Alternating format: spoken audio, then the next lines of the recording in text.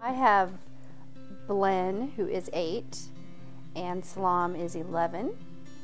Netsonnet and Hannah are 16. Camille is 20, Hans is 22, and Wubeat is 24. Estefanos is 8, Michaela is 15, Brandon is 16, and Zach is 21. We had a birth child first, and after that, we just chose adoption just because we knew that there was the need. It just seemed kind of silly just to keep on having kids when we both knew that there were so many kids out there that didn't have families. Our first adoption was actually from India, and before even adopting from India, my desire was to adopt from Ethiopia, but because the program was a program that was based in another state, the whole process seemed complicated to me.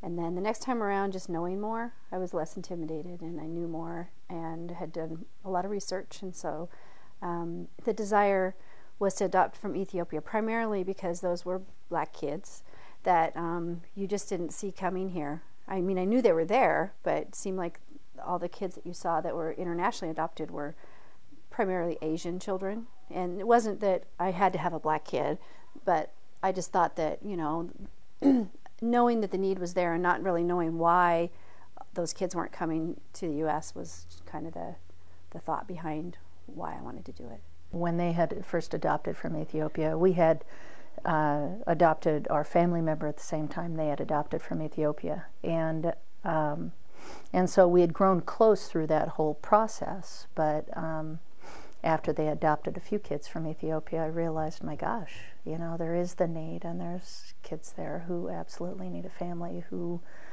may or may not survive if they're not adopted. The first adoption, don't let any of the other kids hear this, but it was the most exciting because it was the first time. And we had waited for her for what felt like years, but it really wasn't. It was, you know, all less than a year. But it was very exciting because we had become attached to her from the first time that we saw her photo. And so just going to the airport, in our case, we went with a lot of other families that were also having kids all come on a plane. It was a big high. It was fun.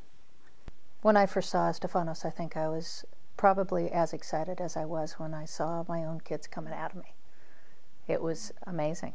In each case of adoption for us, we didn't choose the kid chose us. I mean, fate sent them onto our doorstep at the time that they were supposed to have somebody, and we got a 3-year-old. With our first adoption from Ethiopia, you get to request what you want, male, female, and the age range, and then they'll send you a package of various kids that you can actually select from, and they sent us all of these pictures that were not within the boundaries that we gave them. Everyone was older. And then I go to bed that night with that package of pictures, and here's this 11-year-old kid who drove me nuts because I just knew, hey, wait a minute, this is why we're doing this. We're doing this because we're trying to help somebody who needs us, and who needs us more than this one kid that's 11 years old that I never would have considered beforehand if she had never sent me those photos. You know, you have to stop and put yourself in their shoes and say, how hard would today be if I've only been here for 5 days or even 5 months and I don't know the language and I'm not bonded to these people. I don't know these people, and this is a new home, new culture, new food, new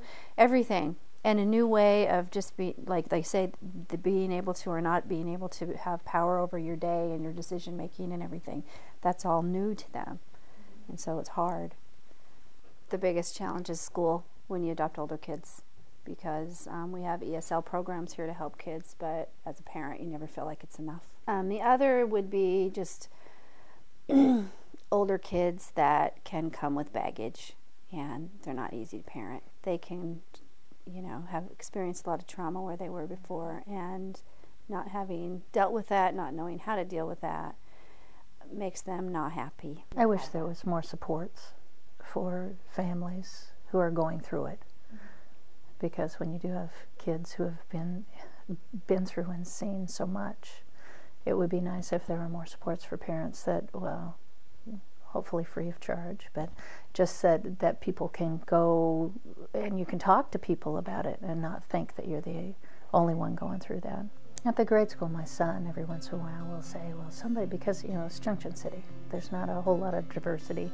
We have Hispanic diversity, I think, more than anything else, but you know, he says every once in a while the kids will say, well, geez, why do you look like that? And he doesn't quite know what to say back. We really didn't know how